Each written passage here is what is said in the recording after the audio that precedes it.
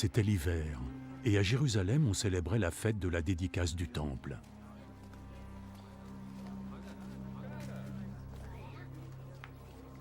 Jésus marchait dans le temple, sous le porche de Salomon, quand des gens se rassemblèrent autour de lui. Combien de temps encore nous garderas-tu dans l'incertitude? Dis-nous juste la vérité. Est-ce toi le Messie? Je vous l'ai déjà dit, mais vous ne voulez pas me croire. Tout ce que j'accomplis au nom de mon Père témoigne en ma faveur. Mais vous ne voulez pas croire, puisque vous n'êtes pas mes brebis. Mes brebis, elles, écoutent ma voix. Je les connais et elles me suivent. Je leur donne la vie éternelle et elles ne mourront jamais. Personne ne pourra les éloigner de moi. Ce que mon Père m'a donné est plus grand et plus beau que tout. Et personne ne peut les soustraire à la protection du Père. Le Père et moi, nous ne sommes qu'un. Alors les gens prirent de nouveau des pierres, dans l'intention de le lapider.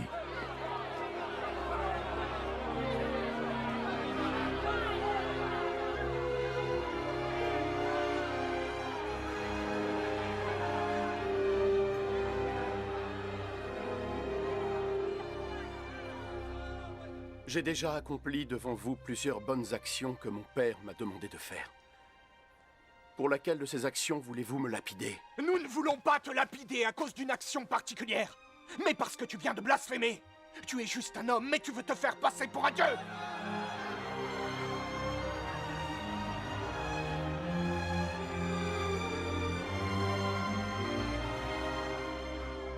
Il est écrit dans votre propre logique que Dieu avait dit « Vous êtes des dieux ».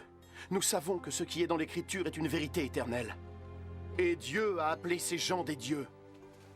Les gens à qui sa parole était adressée. Quant à moi, le Père m'a choisi et m'a envoyé dans le monde. Comment pouvez-vous alors m'accuser de blasphémer lorsque je vous dis que je suis le Fils de Dieu? Ne me croyez donc pas alors, si je n'accomplis pas les œuvres que mon Père veut me voir faire. Mais si je les accomplis, quand bien même vous ne me croiriez pas, vous pourriez au moins croire en mes actes, afin que vous soyez convaincus, une fois pour toutes, que le Père est en moi et que je suis dans le Père. Blasphème!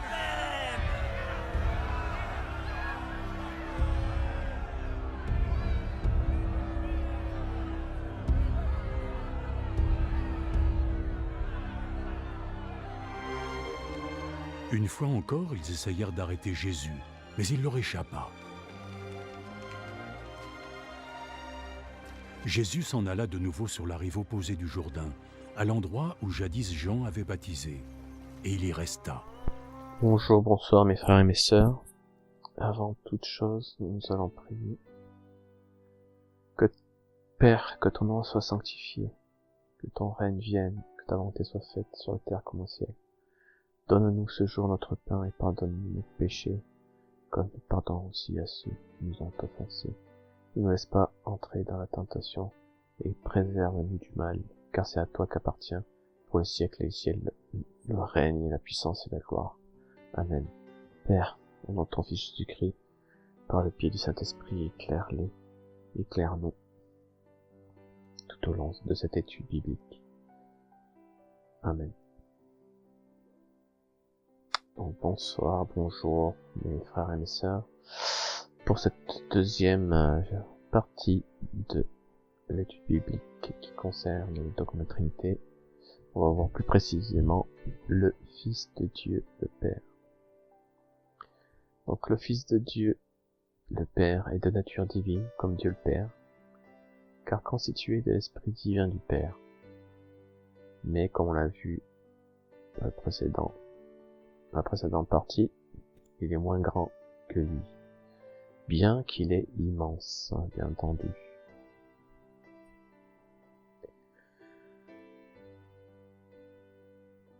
Donc, que pouvons-nous dire sur l'esprit de Jésus-Christ? Donc, il est pleinement divin, bien qu'il ait une partie de l'immensité infinie de l'esprit de Dieu le Père. Il est entièrement et pleinement divin. Voilà. Car faisant partie, en fait, du Père divin, même s'il y a une partie du Père divin, c'est-à-dire la main droite, comme on l'avait vu, comme on l'avait imagé dans le précédent chapitre, le Père est divin et le Fils également. Colossiens 2:9.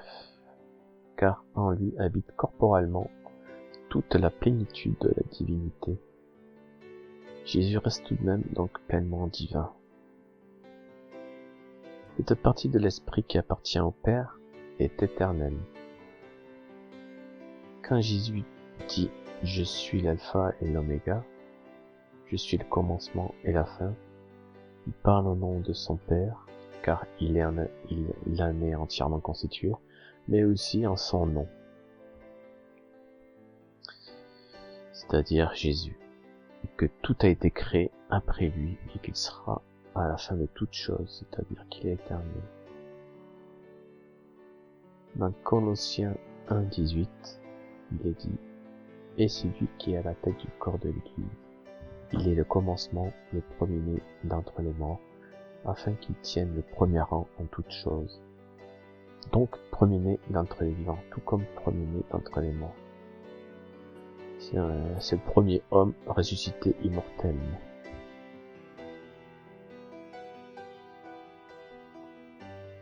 La conscience de Jésus qui a été engendrée est donc naturellement plus jeune que la conscience de Dieu le Père qui n'a jamais été engendré car intemporel.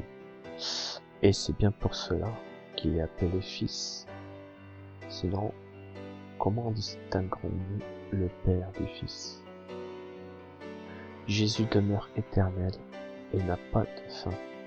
Bien que sa conscience eût une naissance, contrairement à son esprit, car rappelons-le, il est une partie intégrante de l'esprit du Père, qui n'a jamais eu de début comme il n'aura jamais de fin. Jésus a eu un commencement. Cependant, sa conscience est revêtue d'une partie de l'esprit du Père, qui est immortel, ce qui rend Jésus également immortel. Donc son corps spirituel, bien entendu, donc la partie de l'esprit du Père, dont il habite, est immortel. Donc Jésus est immortel. Parce que sa conscience habite un corps spirituel immortel.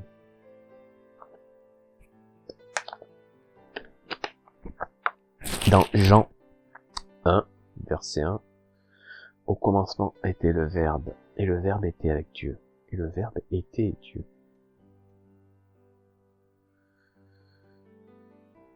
Avant la création de toutes choses, Jésus était avec Dieu le Père, et Jésus était Dieu, car étant revêtu pleinement d'une partie de l'immensité infinie et éternelle de l'Esprit de Dieu le Père. Comme le Père est en lui, il est Dieu. C'est pour ça qu'il est marqué Jésus était Dieu. Jésus était la parole de Dieu depuis le commencement, c'est-à-dire que le Père s'exprimait par le biais de Jésus depuis le commencement et agissait également par son biais. Tout cela parce que Jésus aime faire la volonté de son Père et répète de ce qu'il entend de son Père. Jean 8, 25. Il lui disait donc, « Toi, qui es-tu » Et Jésus leur dit, « Ce que je vous dis dès le commencement. J'ai beaucoup de choses à dire de vous et à condamner en vous. Mais celui qui m'a envoyé est véritable, et les choses que j'ai entendues de lui, je les ai dit dans le monde. » Ils ne comprirent point qu'il leur parlait du Père. Et Jésus leur dit, « Lorsque vous aurez élevé le Fils de l'homme, alors vous connaîtrez qui je suis, et que je ne fais rien de moi-même, mais que je dis les choses comme mon Père me les a enseignées. »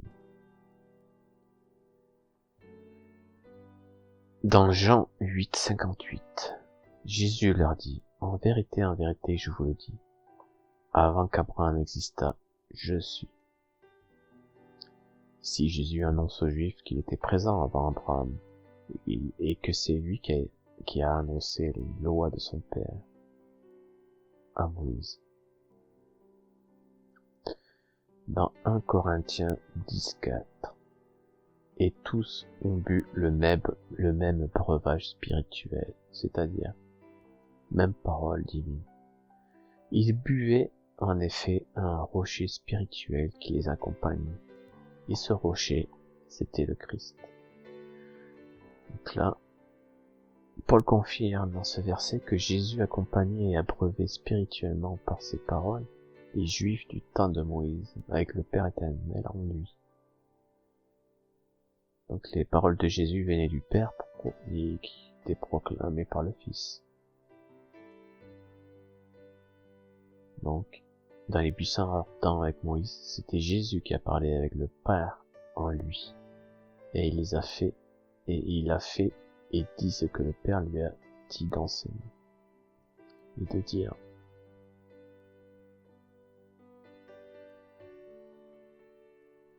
Dans Proverbe 8, 22 à 34. L'Éternel m'a possédé dès le commencement. C'est-à-dire, la conscience du Fils a été possédée et mise dans l'esprit du Père dès qu'il a été engendré, avant toute création. Voilà ce que ça veut dire. Donc l'Éternel m'a possédé dès le commencement, de ses voies avant qu'il fît aucune de ses œuvres.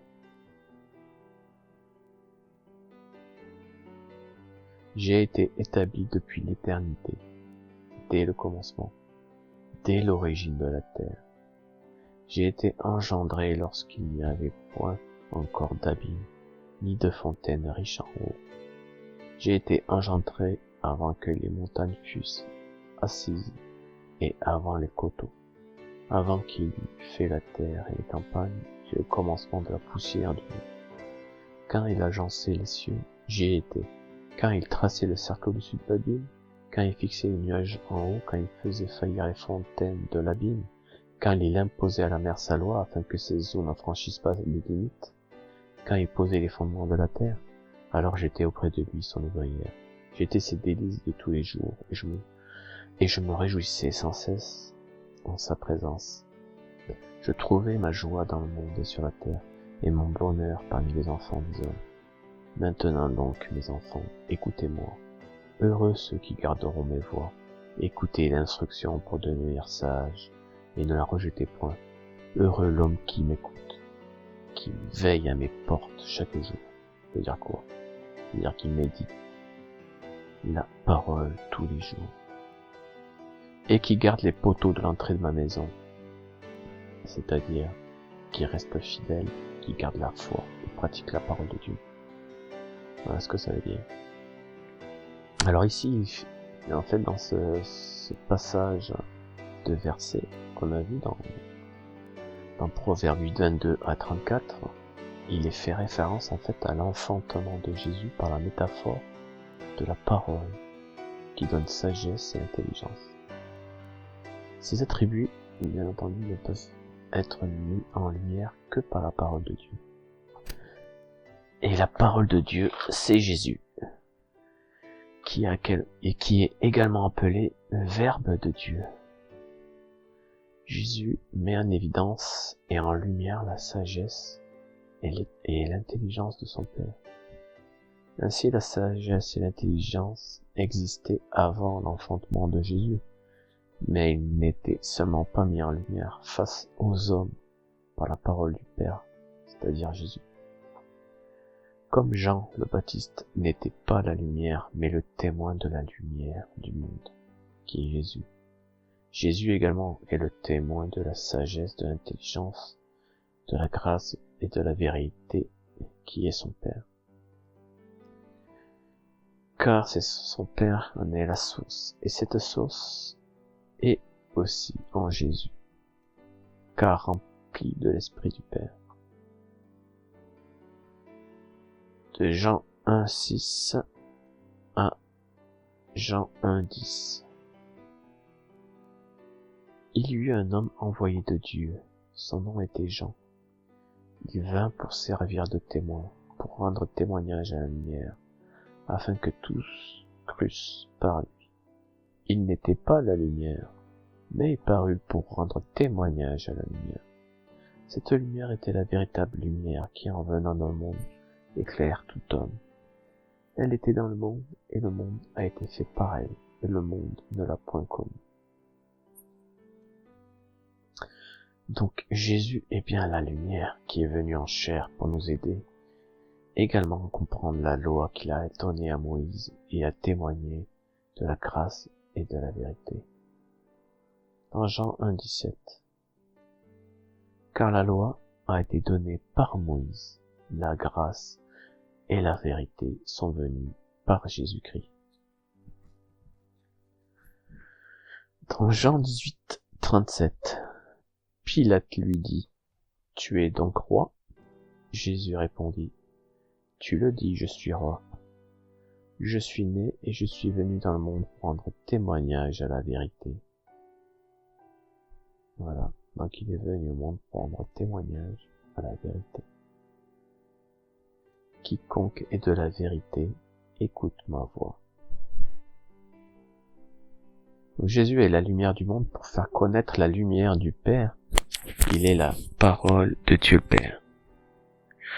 Dans Psaume 36,10, car la source de vie est auprès de toi, c'est-à-dire en Jésus. C'est par ta lumière, donc Jésus, que nous voyons la lumière. Donc la lumière, le Père, il faut voir. Colossiens 1,15. Il est l'image du Dieu invisible, premier-né de toute créature. Hébreux 1,6. Et de nouveau, lorsqu'il, c'est-à-dire le Père, introduit le premier-né dans le monde, il dit que tous les anges de Dieu l'adorent, car toute gloire lui a été donnée par son Père. Donc Jésus a créé le monde en lui, par lui et pour lui. Tout cela avec la présence et le consentement, la collaboration de son Père, afin que nous soyons dans le Père. Dans Matthieu 28,20, par exemple, Jésus promet qu'il sera avec les siens tous les jours, jusqu'à la fin du monde. Alors comment il peut être avec les siens tous les jours, jusqu'à la fin du monde?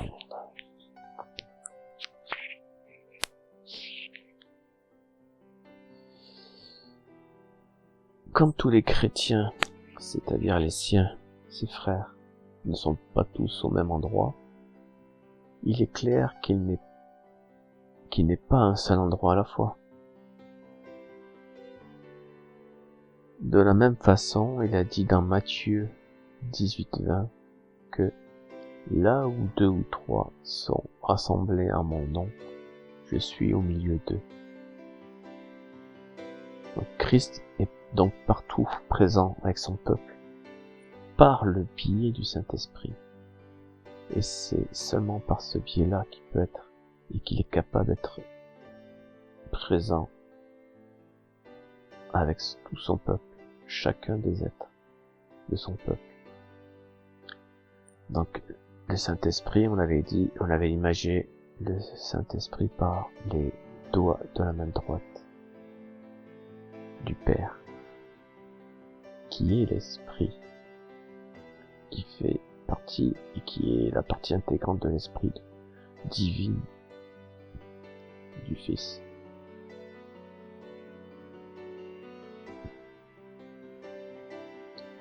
Donc par le biais du Saint-Esprit, il n'est pas limité, il n'est plus limité à un seul endroit à la fois.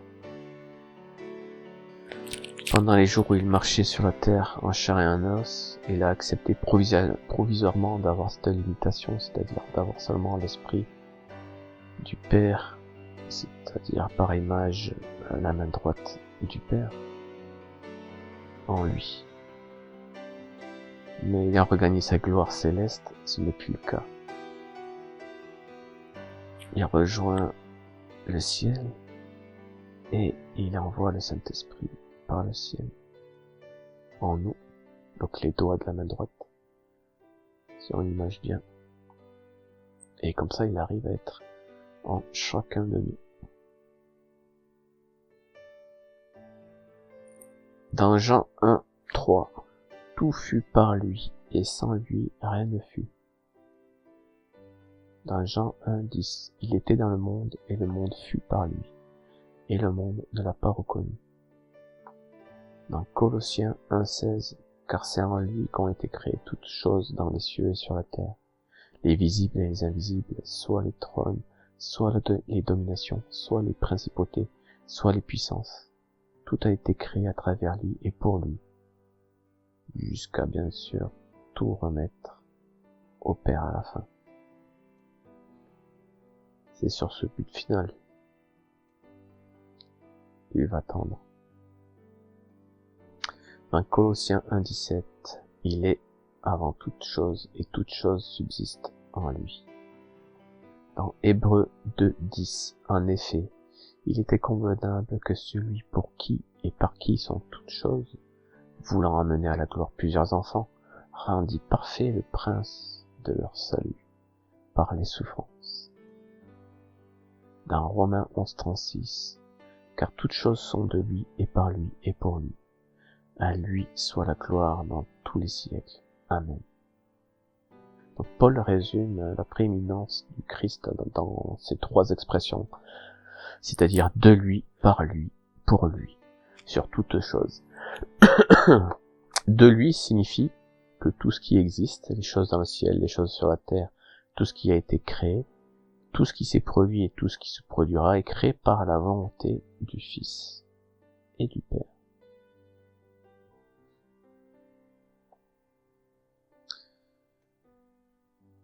Par lui,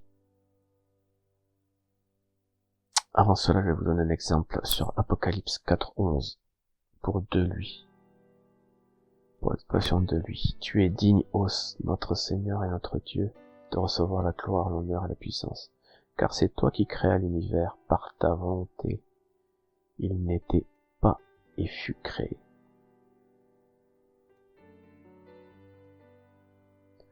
Maintenant, par lui, ça signifie que tout ce qui vit existe ou fonctionne dans cet univers, aussi bien animé qu'inanimé, le fait à l'action du Fils. L'expression pour lui signifie que tout, peu importe que cela puisse être loin de la pensée de Dieu, peu importe que les choses puissent paraître chaotiques, est finalement dirigé, résumé et rassemblé en direction du Fils.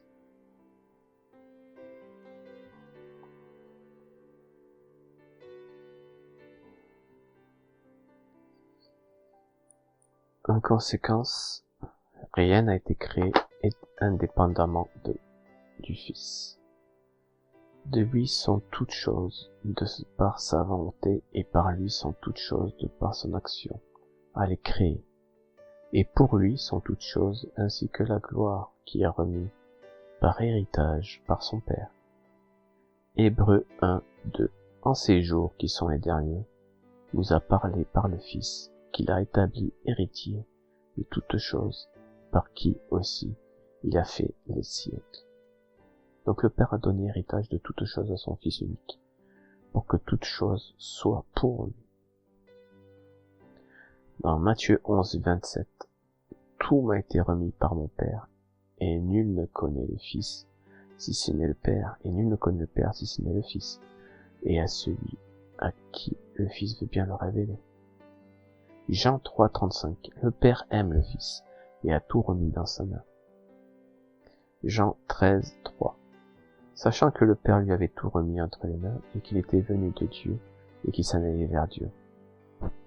Jean 16, 15, tout ce qu'a le Père est à moi. Voilà pourquoi j'ai dit que c'est de mon bien qu'il reçoit, et qu'il vous le dévoilera. Hébreux 2, 8, tu as tout mis sous mes pieds. Non, tu as tout mis sous ses pieds. Par le fait qu'il lui a tout soumis, il n'a rien laissé qui lui demeure insoumis. Actuellement, il est vrai que nous ne voyons pas encore que tout lui soit soumis. Jean 1, 14. Et le Verbe s'est fait chair, et il a habité parmi nous, et nous avons contemplé sa gloire, gloire qui tient de son Père comme Fils unique, plein de grâce et de vérité. Hébreux 1, 3. Resplendissement de sa gloire, effigie de sa substance, ce Fils qui soutient l'univers par sa parole puissante, ayant accompli la purification des péchés, s'est assis à la droite de la majesté dans les hauteurs. Voilà. Donc, bien que Jésus est héritier de toutes choses, à la fin des temps, lorsque tout lui sera remis, alors il se soumettra à son Père pour que le Père soit tout en tous. C'est le but final. Quelques versets. 1 Corinthiens 15, 27. Car il a tout mis sous ses pieds. Mais lorsqu'il dira tout est soumis désormais, c'est évidemment à l'exclusion de celui qui lui a soumis toutes choses. Donc là, on fait allusion au Père. 1 Corinthiens 15, 28. Et lorsque toutes choses lui auront été soumises, alors le Fils lui-même se soumettra à celui qui lui a tout soumis, afin que Dieu soit tout en tous. 1 Corinthiens 8, 6. Pour nous, en tout cas, il n'y a qu'un seul Dieu, le Père, de qui tout vient et pour qui nous sommes, et un seul Seigneur, Jésus-Christ, par qui tout existe et par qui nous sommes. Alors, de qui signifie que Christ, donc le Fils, dont toutes choses sont de lui, est né par la volonté de Dieu le Père, qui a contribué à la contribution de toutes choses avec Jésus. Pour qui signifie que Christ, donc le Fils, lorsque toutes choses seront pour lui, alors il se soumettra au final à Dieu le Père. Dans 1 Corinthiens 3, 21, ainsi donc que nul ne se glorifie dans les hommes, car tout est à vous. Dans 1 Corinthiens 3, 22, soit Paul, soit Apollos, soit Céphas, soit le monde, soit la vie, soit la mort, soit le présent, soit l'avenir, tout est à vous. Mais vous êtes au Christ, et le Christ est à Dieu. Donc on voit bien le cheminement qu'on a. Donc ce qui est à nous est au Fils, et ce qui est au Fils est au Père. Et, comme on l'a dit précédemment, le Père a tout remis au Fils.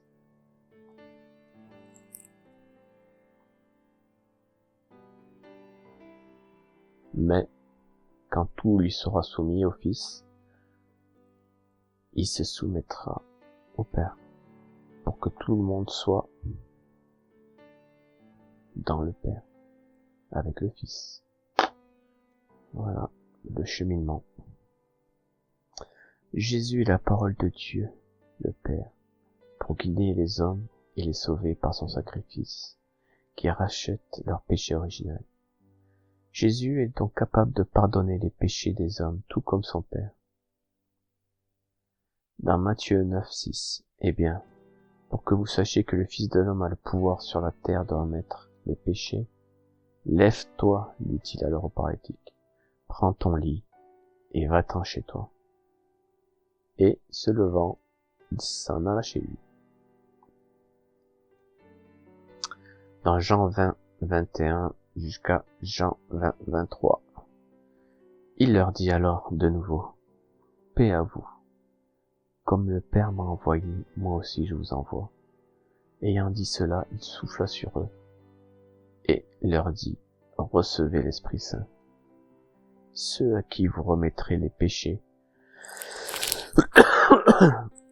ils leur seront remis. Ceux à qui vous les retiendrez, ils leur seront retenus. À partir du moment où les chrétiens ont l'Esprit de Jésus et donc du Père, ils peuvent pardonner les péchés, car c'est l'Esprit de Jésus en eux, et donc du Père qui pardonne les péchés. De même, les chrétiens ayant l'Esprit Saint peuvent pardonner les péchés des hommes, par le biais, bien entendu, de l'Esprit du Fils et du Père, qui sont en eux par l'Esprit Saint. Mais sans l'Esprit Saint, par contre, les chrétiens ne peuvent pas pardonner les péchés des hommes.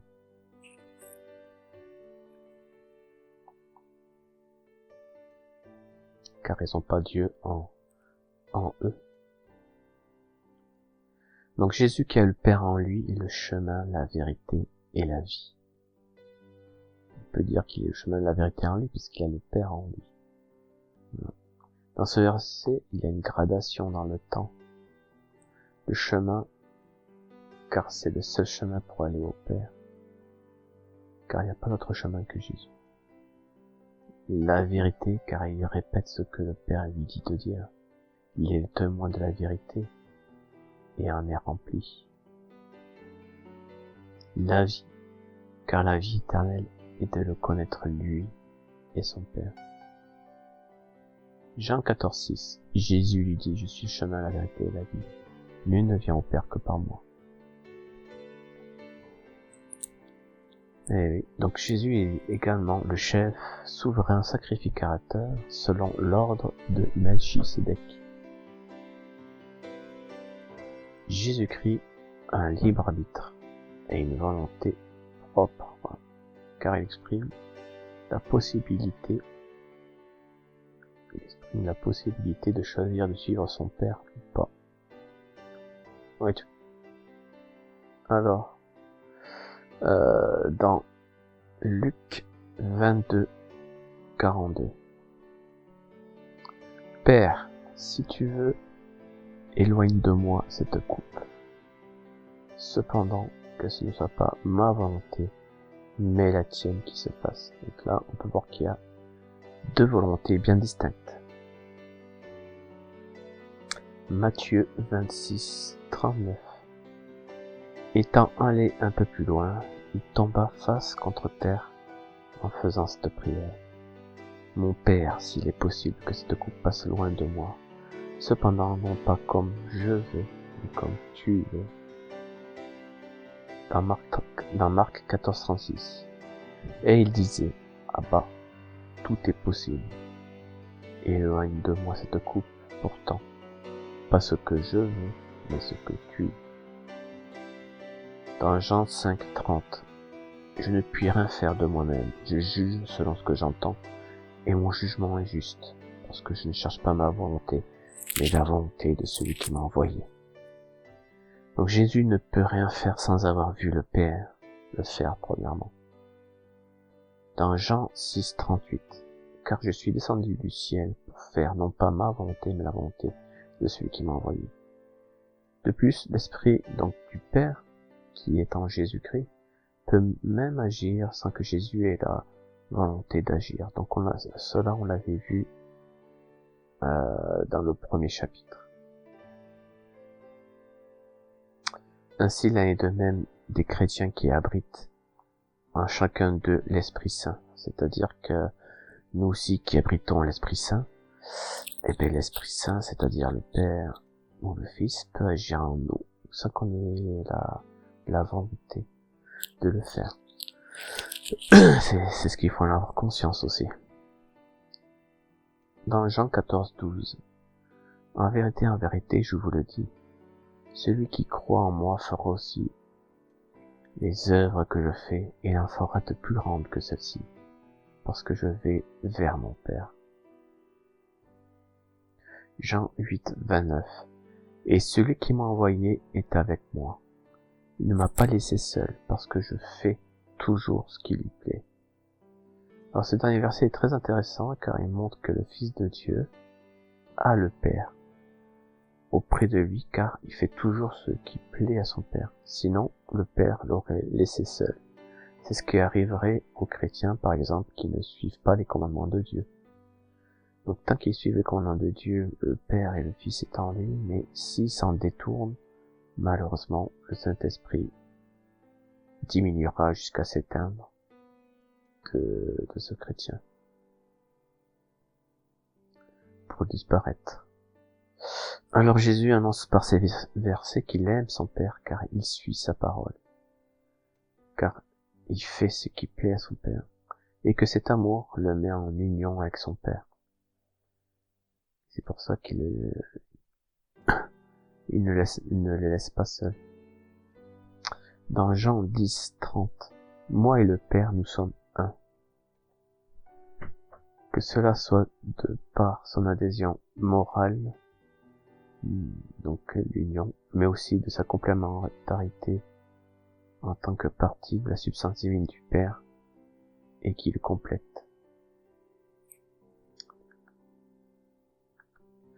Jean 17, 11.